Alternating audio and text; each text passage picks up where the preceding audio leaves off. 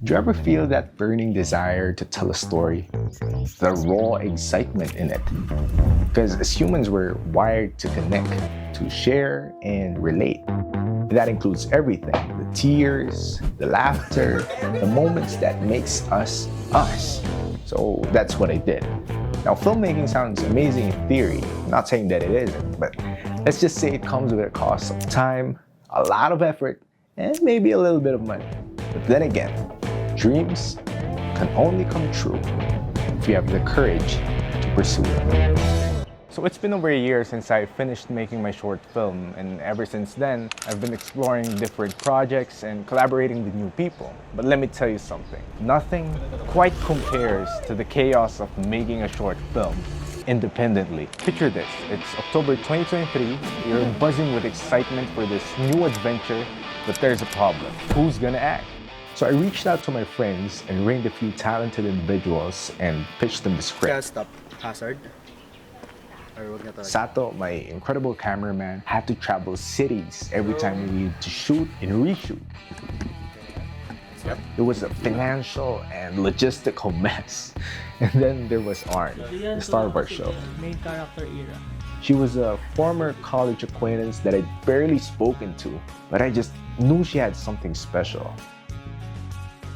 She was incredibly talented, and she had these really captivating eyes that could speak volumes, which I knew was perfect for the show. And so I messaged her, shared the script, and hoped for the best. I must have read that 40-page script aloud around 50 times, but finally, I got everyone on a call, and here's a glimpse of how that went. Hey, hi everyone. My name is Franco. I make memories. I make rugs. I love plants. Having fun with my cats. Ayan. Hi everyone, I am Marvin Castro. Nagagampanan ang role ni Oliver. And currently, I'm a third year BSc. Tawag dito, na-excite ako sa project na to kasi I love to act nung high school. Ngayong college, I want to experience it again, and thank you guys.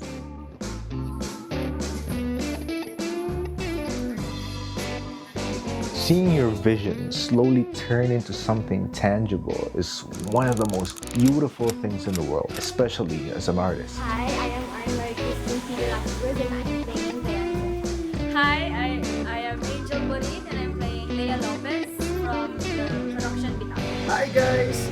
Ako si Marvin Castro and gagampanan ko yung role ni Oliver sa... Everything seemed to be falling into place. Everyone had practiced their lines.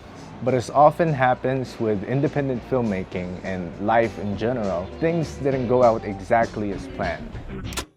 Sato unexpectedly became unavailable on our scheduled shoot date, and it was definitely a little bit of a letdown, but everyone has their own commitments, and sometimes, no matter how much you prepare, things just don't work out as you hoped. But 3 months later,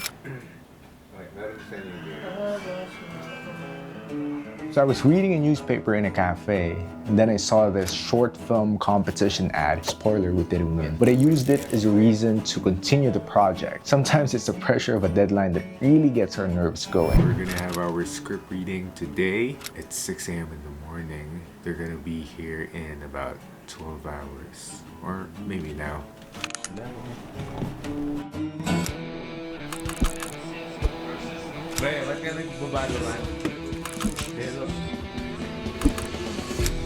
The camera started rolling at around 8 a.m. and the weather was perfect. Yeah, need to check. Nakatapos namin ng fillers. Time to do the main scenes. Yeah. Let's go! And it was amazing to see everyone locked in and owning their roles. Everyone and ready, go! We were really resourceful, making the most of what we had and what we could afford. And since we couldn't really afford much, that's where our creativity truly shone. Sige, Okay. Yeah. 1, 2, up! Last one. Nasaan na ba yung ref nyo? The trunk shot. We wanted to place the camera inside, but getting the angle just felt like solving a Rubik's Cube in the dark. And because it was a one-way street that apparently everyone had to use at that exact same moment, our shooting process was full of action and then a hasty cut, there's a car, and then we had to do the thing over and over again. It was troublesome, but definitely a good time now looking back. By around 3 p.m., we wrapped up all outdoor scenes, and thankfully, everything left on our agenda was indoors. 18-7, take 1, take 2. We had been shooting the living room scene for about an hour or so when it suddenly dawned on us. We had been shooting the whole thing in slow motion.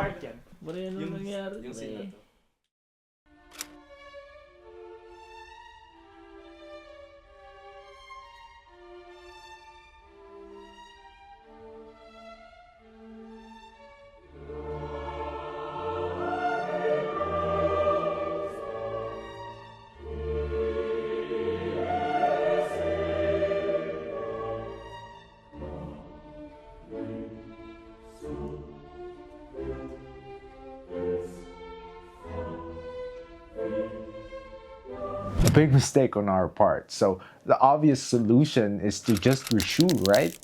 Wrong, because our makeup artist for a crucial scene later had to leave early. So our intended final scene had to be bumped up schedule, and those slow motion scenes that we did had to be reslated to be done after. Man, the whole day was crazy. Most of our crew had understandably fallen asleep, but the core team still involved in the scene pushed through. Their commitment to my vision filled me with immense gratitude for having these incredible people with me on this project. The entire day had been an absolute roller coaster, but there was so much more to do. So many crazy moments, and to top it all off, I discovered in post that the microphone for our behind-the-scenes camera has been dead the whole time. So here's what everyone had to say about their experience, which, as you know, we can't actually hear.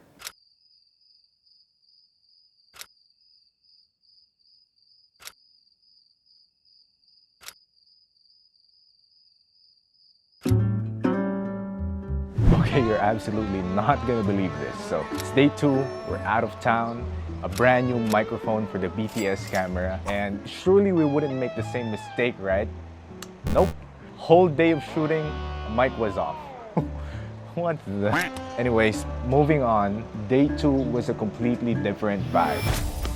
The energy was buzzing, and it was pure magic to see everyone in their own element. It was this wonderful, chaotic dance of collaboration, venturing into a new territory, trying out new techniques and setups that we've never done before, all in service of bringing our vision into life, into something tangible that you guys can enjoy and experience as well.